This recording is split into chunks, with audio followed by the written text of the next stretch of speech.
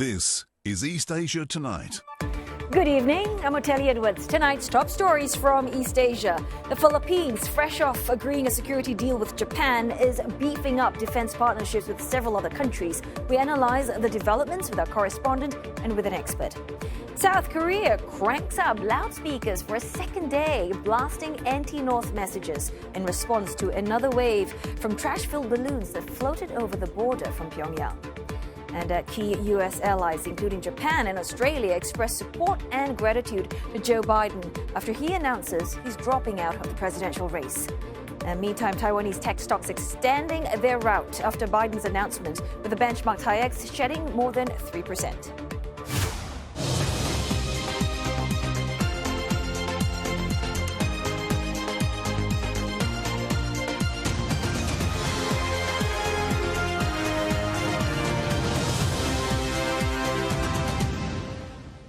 Still ahead on East Asia Tonight, Philippine President Ferdinand Marcos Jr. delivers his third State of the Nation address, focusing on boosting the economy and upholding territorial claims in the South China Sea. We'll bring you the details.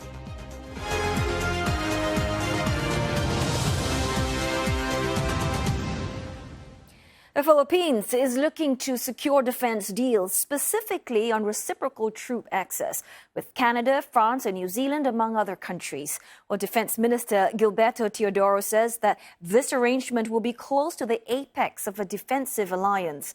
Well, Manila is hoping that the agreements could be signed by next year.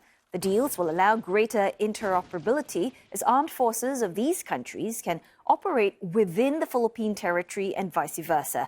You may recall, less than a month, Manila inked a landmark military pact with Japan for the same purpose. Well, this comes amid a series of escalating confrontations between the Philippines and China in the South China Sea. Both parties reached a provisional deal over resupply missions at a contested reef yesterday. But Manila has since disputed a statement by the Chinese Foreign Ministry, noting that prior notification to China for routine resupply missions was not part of that agreement. It says that Beijing's statement was inaccurate, adding that Manila will continue to assert its rights and jurisdiction in its maritime zones. Both parties are hoping that the deal will end confrontations at a contested shoal in the disputed South China Sea. The Philippines occupies Second Thomas Shoal, but China also claims it. Well, beyond the South China Sea, regional security tensions are also on the rise. Taiwan, to ramp up its readiness to combat a potential threat from across the strait, has begun its annual Han Kuang War Games that's set to last till the 26th of July. Well, authorities say that this year's edition will aim to simulate actual combat in an unscripted way, including that of repelling a Chinese attack. Now, armored vehicles were seen patrolling the streets in the island's south, while a Navy ship sailed out from their ports in the north. Well, China sees the island as part of its territory and has been increasingly staging military drills around the island in recent years. Japan over the weekend has also launched joint exercises around its airspace with Germany, with French, German and Spanish forces to boost deterrence against China and Russia. And we'll be getting more insights with an expert in just a moment.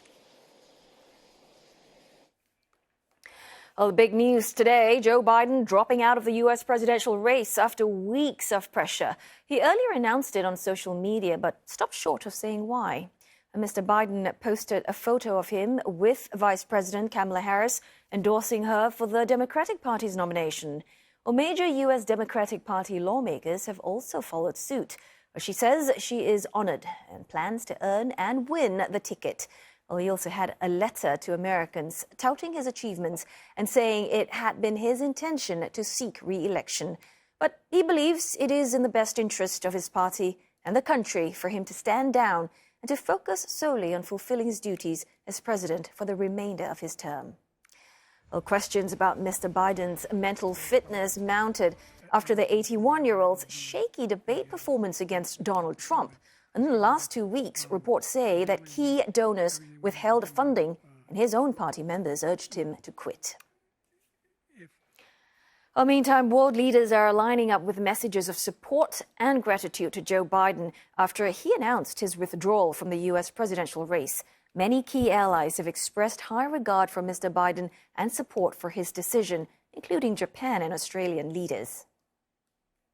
日米同盟、これは言うまでもなく、我が国の外交安全保障の基軸です。よって、今後の動きについて注視していきたいと思います。President Biden deserves today, I think, to be recognised for once again not putting himself forward first, but giving his first consideration to being what he believes is in the interests of the United States of America, as he has done his whole public life, and I pay tribute to him today. Well, other Western leaders also paid tribute to Mr. Biden. British Prime Minister Keir Starmer said that he believes the decision was made in the best interests of Americans. And German Chancellor Olaf Scholz praised the US president for his foreign policy achievements.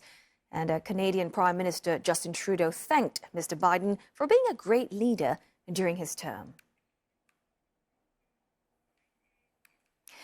Well, circling back to regional tensions, we are joined by foreign policy and security analyst Lucio Blanco Pitlo III. Well, he's president of the Philippine Association for Chinese Studies and research fellow at Asia Pacific Pathways to Progress Foundation. And of course, we also have our CNA correspondent, Deborah Wong. She joins us from Hong Kong. First, over to you, Deborah. Just want to get some response out of China to Kamala Harris as a potential replacement to President Biden. I'm seeing that it has become quite a trending topic on Chinese social media. What are they saying? Absolutely. Chinese authorities have refrained from commenting on the U.S. elections because they say that it is an internal affair.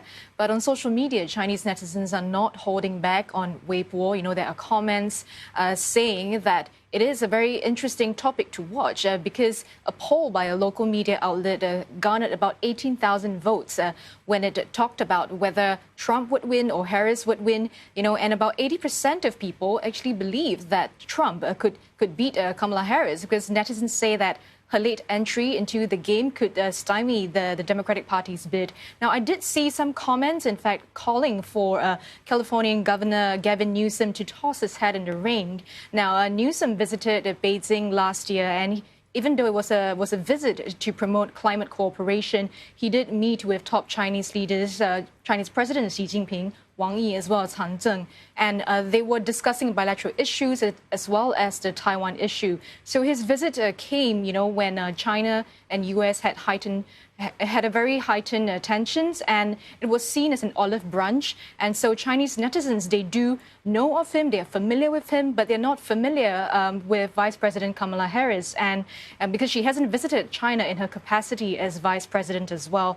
And, regardless of what's happening in the Democratic camp, Trump actually remains a popular figure in China because analysts are saying that his divisive foreign policy in the past and as well as subsequent legal troubles just kind of solidified the Chinese narrative that, American political system is in decline. So that's why he is popular, and that's why netizens are rooting for him. All right. It's interesting to note that Kamala Harris didn't quite make that trip to China, but she certainly went to the Philippines in 2022 and 2023, I believe. Mr. Pitlo, just want to get your thoughts, your reaction in the Philippines about Kamala Harris. And you think this Biden's move to end re-election actually throw anything into uncertainty? Yes, certainly developments in the U.S. Of course, the assassination attempt on President Trump, former President Trump, and of course the President Biden giving way for nominating Kamala Harris as Vice President to become the standard bearer of the Democratic Party. All these developments are being closely watched here in the Philippines, and of course VP Harris visited the country, as you mentioned, before 2022, and of course there's a positive reception of her here in the country. But of course, a lot of questions on whether the U.S. is ready to have a lady president. And of course, the implications of that in American foreign policy, American treatment of its alliances and partnerships in the region, including that of the Philippines. So we will, of course, from Manila, we will do a lot of wait and see, and of course, some assessments on whether a lady democratic administration will have the same strength and same commitment to alliances in the region as, of course, the current Biden administration. Right. Right. Kamala Harris aside, I do want to move on to those new defense agreements, specifically the reciprocal access agreements that Philippines want to ink with other nations. Deborah, how do you think China will respond given the recent confrontations and disputes over the South China Sea? Well, we first take a look at China's response when Philippines signed a deal with Japan. It actually came up to say, China came up to say that it would undermine a regional peace and stability, as well as provoke camp confrontation, as well as instigate a Cold War if things do escalate. So we can expect a similar response, if Philippines does intend to pursue similar agreements with France, Canada, and New Zealand. Now, this follows several confrontations in the South China Sea. But, on Sunday, China and Philippines reached a deal to de-escalate tensions without conceding to either side's territorial claims.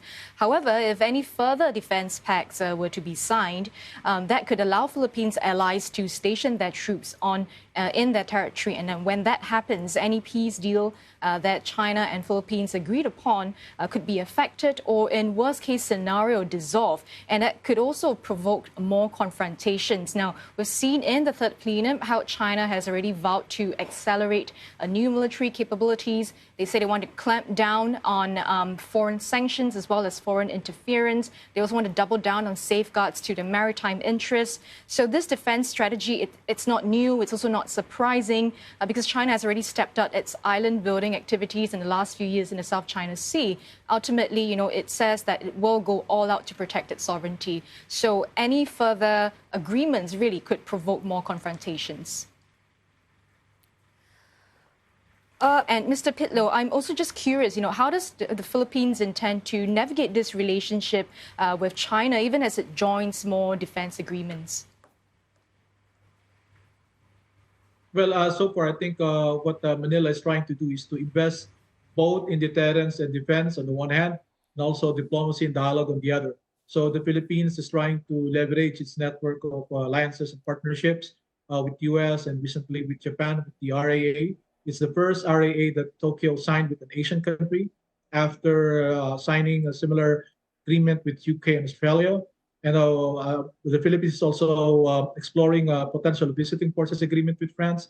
So the Philippines is continuing to expand such kinds of security partnerships, also exploring the value of security unilaterals, where the Philippines can also get support to develop its maritime capacity.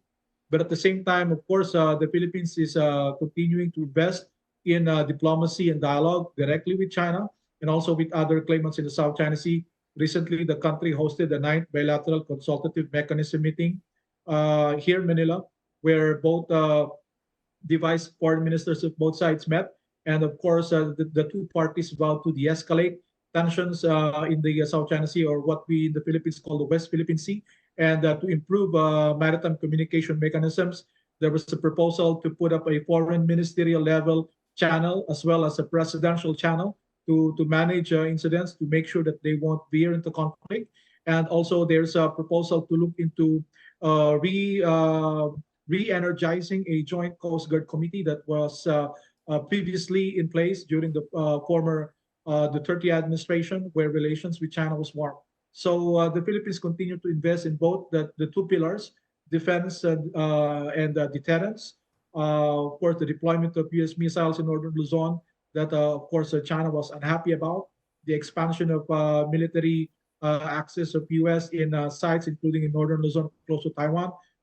China was also unhappy with that decision. But at the same time, the Philippines is showing that it remains open to dialogue and to diplomacy to make sure that the issue of the West Philippine Sea will not go out of hand, that it will not pollute the overall relations between the two countries, as China remains a very important trade partner of the Philippines. So the Philippines is open to working with China to make sure that the situation will be managed, will be controlled. But at the same time, it will continue to invest in deterrence and defense because, the asymmetric nature of the relations, China being big Philippines being small, and in all metrics, China's the upper hand. So the Philippines will try to work alongside allies and partners to try to enhance its diplomatic position as well as its security capacity. Yeah, Mr. Pitlow, I just want to pick up on what the Defense Minister Teodoro was saying. He was saying that, this arrangement will be close to the apex of a defensive alliance. Can you elaborate a little bit more about what it means in practical terms?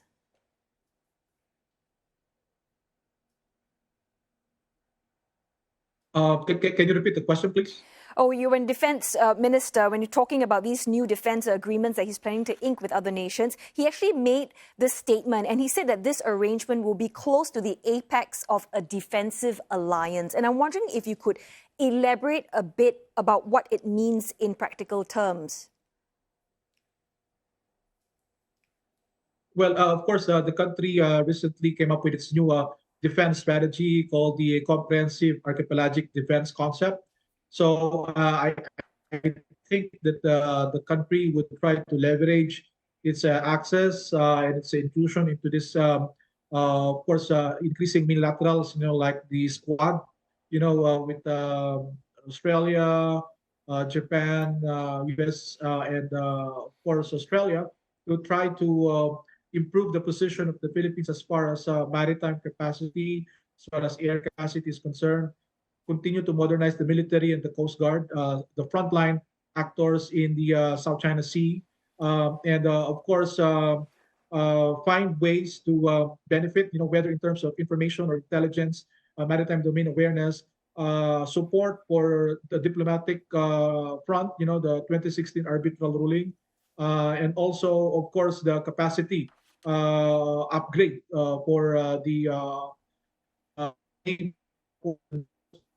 so, we are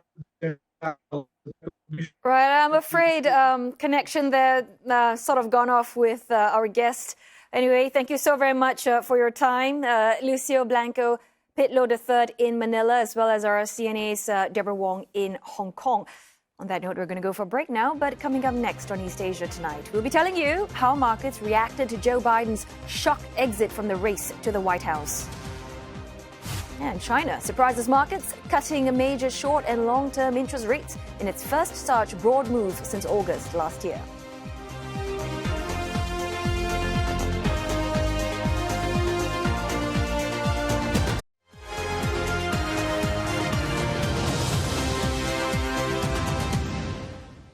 Hello again. You're watching East Asia Tonight right here on CNA. You are just in time for business news with CNA's Roland Lim. And Roland, it seems like the markets aren't reacting too positively over Joe Biden's announcement. That's right. Top Taiwanese tech stocks falling after President Biden said he's dropping out of the White House race. The benchmark Taiwan weighted index, which was up nearly 28% this year, plunged almost 700 points, or more than 3% at one point. Now, TSMC, that's the world's biggest contract chip maker, also down by more than 3%. MediaTek, that's the world's top mobile chip developer by shipments, took a hit of more than 5% this morning, but has recovered some of its losses. And shares of ASE Technology Holdings, that's the world's biggest chip packaging and testing provider, well, it slumped more than 4% today.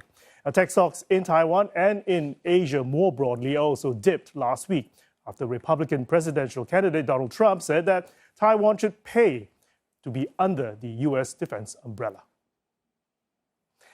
The People's Bank of China has lowered a key short-term policy rate to support its lackluster recovery. Now, it's the first such move in almost a year.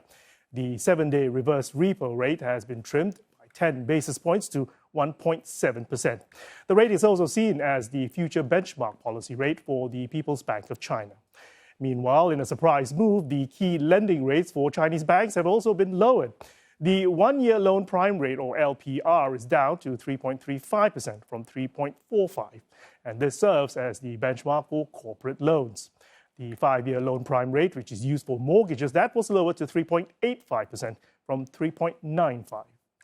Now, for months, the PBOC has kept rates unchanged despite slowing economic growth in the last quarter.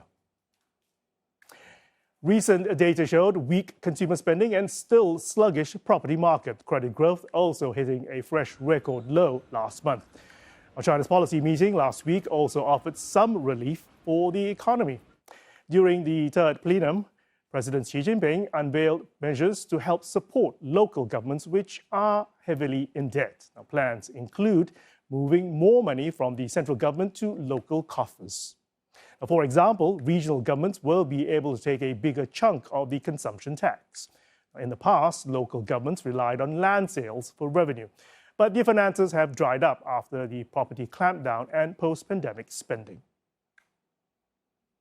Mixed reaction to China's surprise rate cut, giving hopes of a boost to growth prospects. The benchmark Hang Seng Index adding 1.25% today. That's its biggest single-day gain in the past 2 weeks.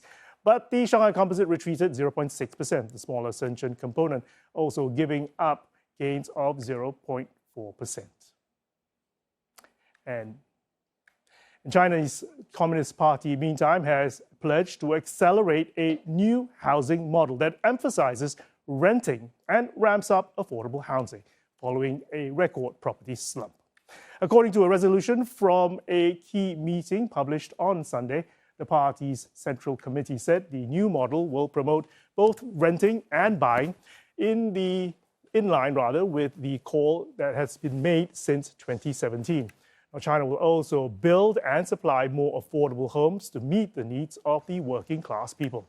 The meeting also signaled more loosening measures to be made at the local level. Now, cities will be given full power to set policies based on local conditions. And authorities will also make it easier for some cities to remove or to ease restrictions on the number of properties an individual or household may own. Some local governments will also be able to lower buying thresholds on bigger or more expensive residences. Quite a fair bit to unpack here, but to help put the latest communique into context for us, we have Roland Lim in the hot seat. So let's talk about property. Home prices did fall again in June, and that's despite the property rescue package in May. So it seems like policymakers, they do have quite a fair bit to undergo, or the challenges that they face. So does the third plenum actually make any difference? Well, the third plenum, if you remember, is a 5-year policy plan, so it's medium term. China's property market, well, that's a problem that's going to be medium and long term. So it's going to take time for the confidence to come back for home buyers to want to wade back into the property market. It's also going to take time for developers to overcome their liquidity crunch and also come up with enough money to complete the uncompleted housing projects that they've had on hand. And so really the central government's role in all of this is to ensure that these conditions are in place to make sure that the property market comes back, gets back on its feet again. Han Kuang, who is the deputy director of the party in charge of financial and economic affairs, well, he said that the central government will actually be increasing its fiscal spending on the property sector. And when he was asked during a media conference on how the country intends to handle a property crisis slowdown, while at the same time encouraging other growth drivers, economic growth drivers, Mr. Han explained that there were major changes happening in the property sector in terms of demand and supply, and it was undergoing a period of adjustment. So he did, though, remain optimistic that there have been some positive changes to the real estate market. He added that the local governments need to make progress in both absorbing existing stock, improving new supply, to make policies for real estate development more conducive in terms of delivering new housing stock to the people out there. And so Mr. Han concluded then by saying that China really should speed up the issuance of, this is quite interesting, the use of special treasury bonds to actually increase the revenues for the government's coffers. But Roland, help us understand this, though. It seems like the market reception to the communique from the third plenum was rather poor, and critics, they're citing there's lack of, immediate reforms, there's lack of details. I mean, you think that was a fair assessment? Well, given the opaque nature of China's policymaking, initial market reaction to the plenum and disappointment over lack of details, well, that was understandable. But I think they're overlooking the longer-term strategic intent of the third plenum. As detailed policies come out, and they will eventually, we will get a clearer picture and understanding, really, of the concrete policy measures that China wants to do for the property sector. But for now, though, so it really seems premature to write off really what the government wants to do, because don't forget it's a balancing act, really. Market forces letting them do their thing as well as state intervention. Right. Well, thanks so very much for helping us make sense of the communique, Roland Lim there from the business desk. Well, time now for another short break, but coming up next on East Asia Tonight, what issues took center stage as Philippine President Ferdinand Marcos Jr. delivers his third State of the Nation address? Find out in just a moment.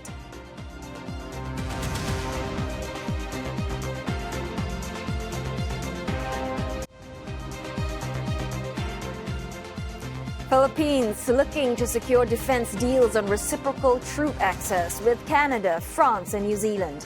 This amid escalating confrontations with China's Coast Guard over competing claims in the South China Sea. Meantime, South Korea cranks up loudspeakers for a second day, blasting anti-North messages in response to another wave from trash-filled balloons that floated over the border from Pyongyang. Key U.S. allies, including Japan and Australia, express support and gratitude to Joe Biden after he announces he's dropping out of the presidential race. Philippine President Ferdinand Marcos Jr. has delivered his third State of the Nation address. Top on his agenda are plans to boost the economy and upholding claims in the South China Sea.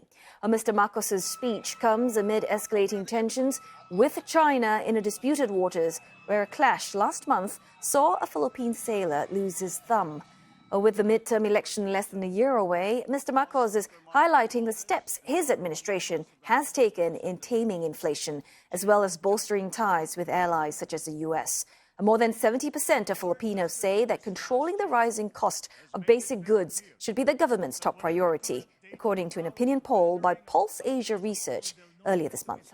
And for more, we are joined by Buena Banal. Buena, so tell us, Mr. Marcos's speech comes amid escalating tensions. We've been talking about this with Beijing in a disputed South China Sea. So I assume that geopolitical tensions featured pretty high on the president's agenda? Well, while the security framework of the Philippines under the administration of President Ferdinand Marcos Jr. has shifted its priority from addressing internal security threats like the communist insurgency as well as local terror groups in conflict-affected areas of southern Philippines to focusing on external security threats, including threats to territorial sovereignty in the West Philippine Sea, which is how the Philippines calls its maritime zone in the larger South China Sea.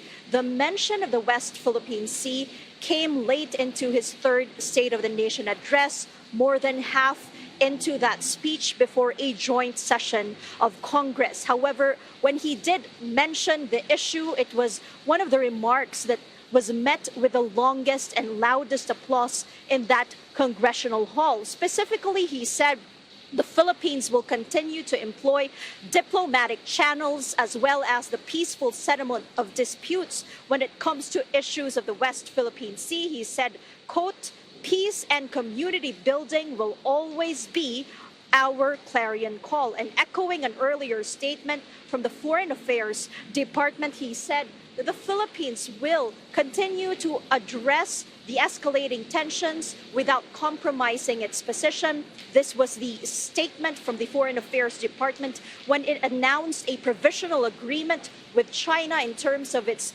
resupply and rotation missions to Second Palma Shoal, where that June 17 incident where a Filipino sailor lost his thumb occurred. But this agreement was denied by China, basically with China saying that it will still require prior notice from the Philippines for such missions. Now, in that speech, the Philippine president, I should say, also said, quote, "The Philippines cannot yield. The Philippines will not waver," in reference again to previous speeches, including the one that he delivered before the Australian Parliament, where he said, quote, "We will not yield," unquote. He also said that the Philippines will strengthen its defense posture in order to effectively ward off intruders, and that the Philippines will upgrade its maritime domain awareness. Now, in Filipino, he said, "The West Philippine Sea is not a figment of fiction.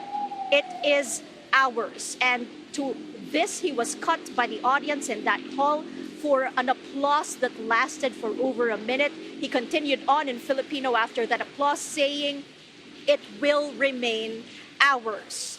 He also said that this issue is an issue of quote-unquote generational mandate, and this seems to echo the communication strategy from the armed forces of the Philippines that frames the West Philippine Sea issue as an issue of the future of Filipinos. Now, finally, on the West Philippine Sea, he thanked Filipino fisher folk for being vigilant whenever out at sea.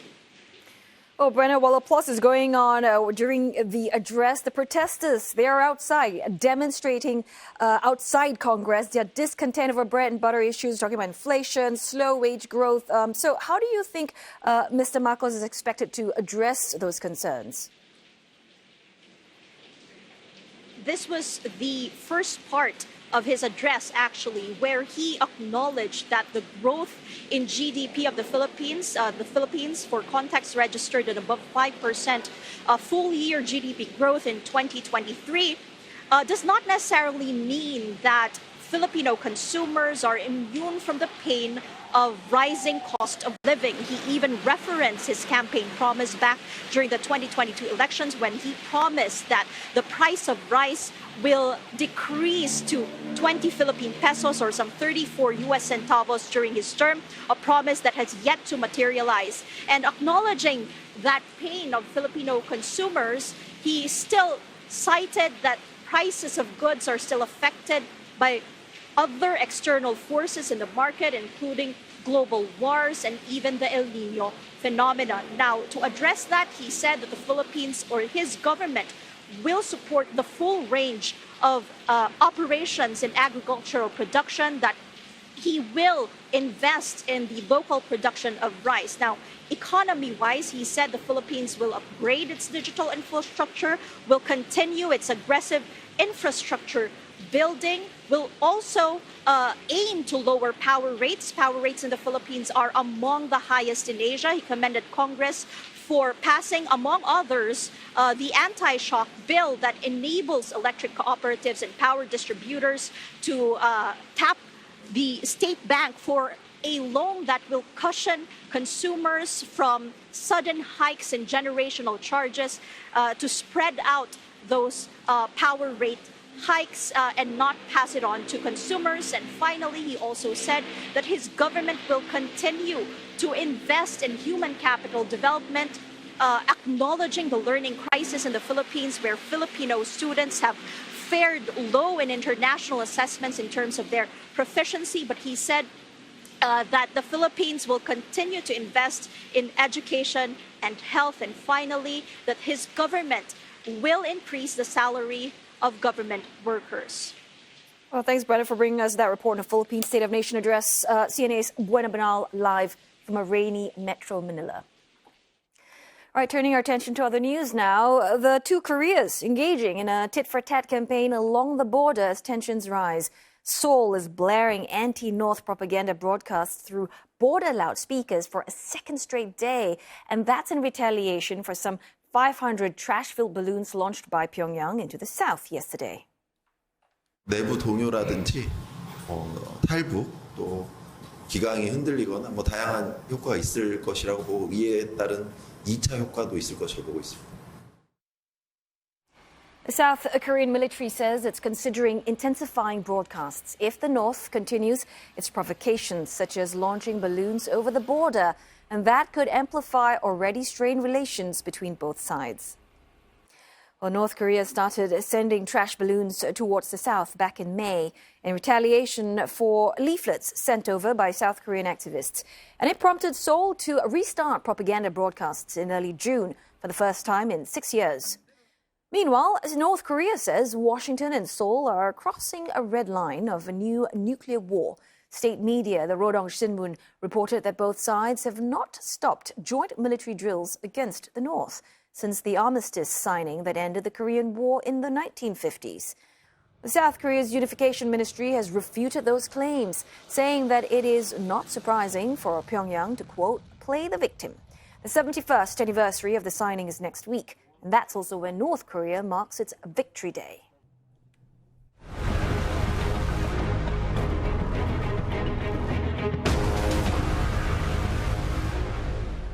China is bracing for adverse weather from twin tropical cyclones, even as authorities reel from a weekend of deadly heavy rain and flooding.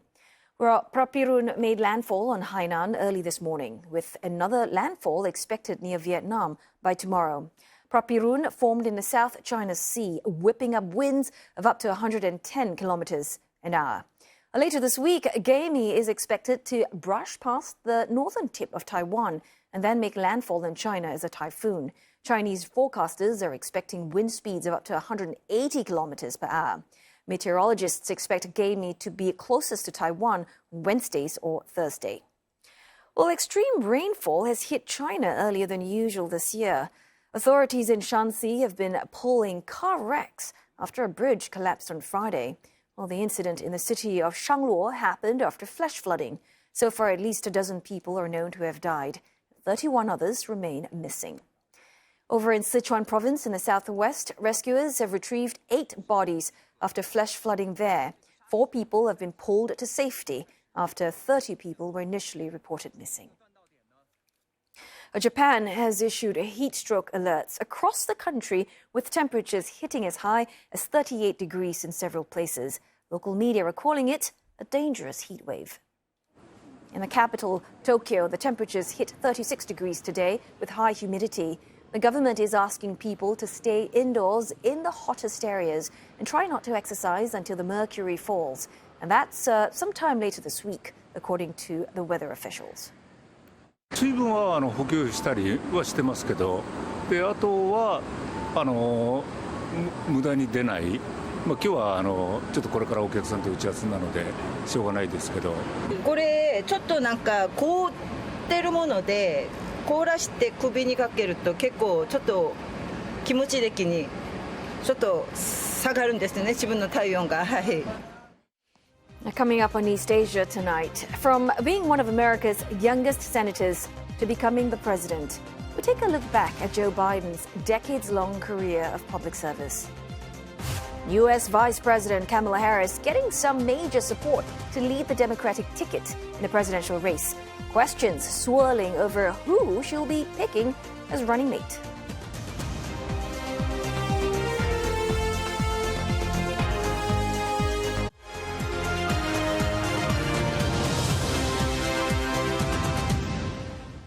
Well, back here with us on East Asia tonight, and we're digging deeper into one of our top stories. President Joe Biden's shock announcement not to run for re-election means that whatever happens in the upcoming elections in November, the current U.S. leader will not serve a second term, closing out a decades-long career of public service.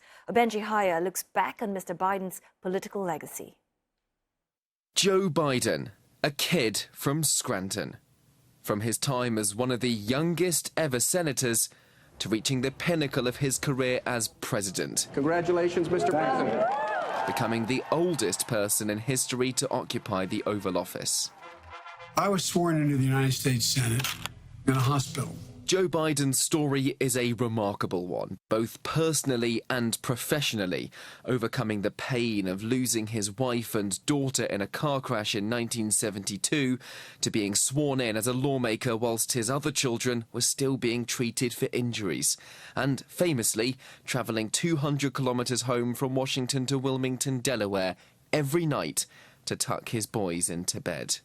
My God, worry about that when it comes. He served in Congress's upper chamber for almost 4 decades, bid unsuccessfully for the presidency twice, before being tapped as Barack Obama's running mate, a winning ticket in 2008 and 2012.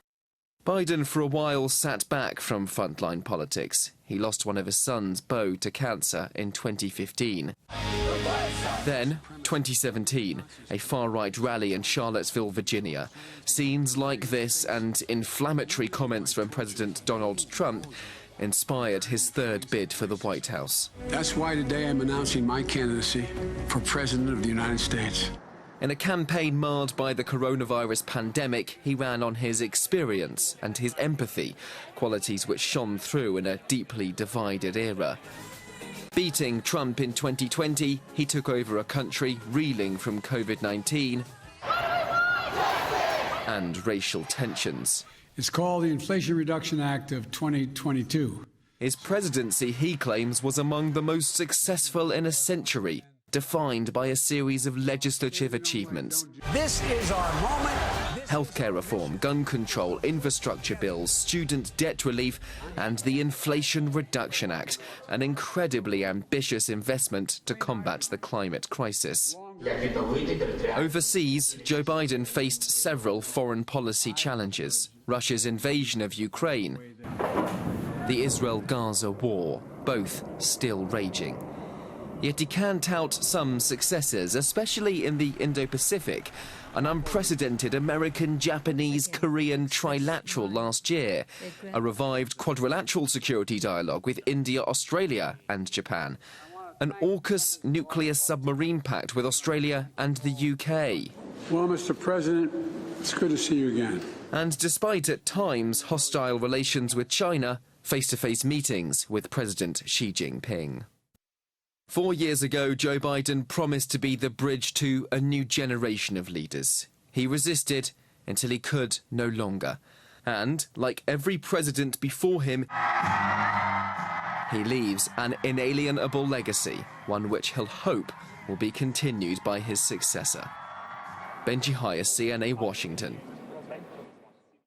So here's the thing. If the Democrats do go on to nominate Kamala Harris for president, the search for her own running mate will be her first and most immediate issue. And while no decision has been made, predictions are already swirling about who Harris could pick as her VP nomination. Well, Michigan Governor Gretchen Whitmer has long been mooted for higher office, and she was vetted by Biden in 2020. If it's selected by Harris, well, that would feature in the first all-woman ticket for a major U.S. political party.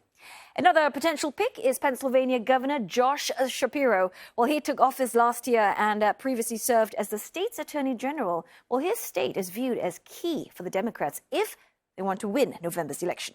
Well, California Governor Gavin Newsom, well, he's also been discussed, but the fact that he hails from the same state as VP Harris could factor against him.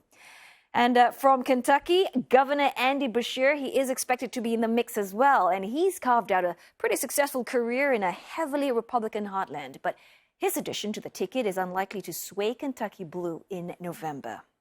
Next, we've got a billionaire Illinois Governor J.B. Pritzker. He's also been mentioned. Well, his state leans heavily Democrat, and he's seen as future presidential contender. And adding to the list of names is Pete Buttigieg. Now, the transport secretary ran for the presidency in 2020 and built up a strong Democratic Party voter base during his campaign. Well, aside from all these frontrunners, Ms. Harris could pick other big names in the party as well. North Carolina Governor Roy Cooper, U.S. Senator Mark Kelly, and Maryland Governor Wes Moore. They've all also been mentioned. And Professor Lori Cox-Hunn from Chapman University tells us whether Kamala Harris stands a chance of beating Donald Trump in the November elections. Yes, I do believe Harris can win. It's not going to be easy, and it's not going to be a sure thing right now. And she has a lot of work to do, but today was a very impressive day. Once Biden announced that he was stepping aside and then endorsed Harris, the fundraising for her today has just been phenomenal, record-breaking for the Democratic Party, as well as the total number of Democrats that have come out and endorsed her, backed her campaign. So it feels like that this is going to be resolved within a few days. I think the DNC has indicated that they are going to do the virtual vote among the delegates, so she could be the official nominee by the end of this week. And I think that she brings a lot of energy and enthusiasm to the campaign that was quite frankly missing with Biden and all of the angst over his age and his performance in that quite frankly disastrous debate 3.5 weeks ago. It's going to be a challenge, not only as a woman candidate. We've seen one nominee for president who is a woman, Hillary Clinton, 8 years ago, but women still face unique challenges in running for the presidency. Kamala Harris will be the first woman of color to be nominated for a major party, and it will be historic, but you can expect that the Trump campaign is going to, very quickly start very negative attacks against her I suspect they will be somewhat racist and sexist, and that will be a very difficult thing for the campaign to overcome, but the campaign can overcome it. And look, she will not have the exact same coalition that Joe Biden would have had he continued his campaign. But she puts a lot of other things into play. The Black voters, particularly Black women, are so loyal to the Democratic Party. And so she really shores that up at a time when polls were starting to show that Biden was really slipping. And that's an important constituency. She can also reach out to independent voters. Some polls have already showed that she does much better among independent voters than Biden was doing. And let's not forget young voters. Suddenly they have a choice and that isn't just an 81-year-old incumbent and a 78-year-old former president. So I think that like I said, there's a lot of enthusiasm that's about to come her way for this campaign. On the other hand, she also, like you said in the lead up to this, she owns the successes, but also the failures of the Biden administration. Joe Biden has been a consequential president and has had a very successful legislative agenda. But there's a lot yet to be resolved, certainly in the Middle East and with the war in Ukraine. So on the international front, and the economy still, is doing pretty well by the numbers, but a lot of people still aren't feeling that. So she's going to have to address all of those issues, and she's going to have to start doing it very quickly. I think that the way the party is coalesced around her today, that any concerns that some people may have about her are probably going to disappear very quickly. Democrats are united in beating Donald Trump. And I think that she does show a much more viable path to that victory than Joe Biden did in the last few weeks or even over the last several months. She, her popularity is not much higher than Biden's, and so that's a challenge. But I'm not sure that anyone at the national level is going to be seen as popular right now. I mean, we've had these presidential campaigns for the last few cycles where the candidates just aren't that popular. But that's where she starts, and she has nowhere to go but up. And you got the feeling that Joe Biden just couldn't improve where he was, and I think that's one of the factors that led to him deciding to step aside and drop out of the race today.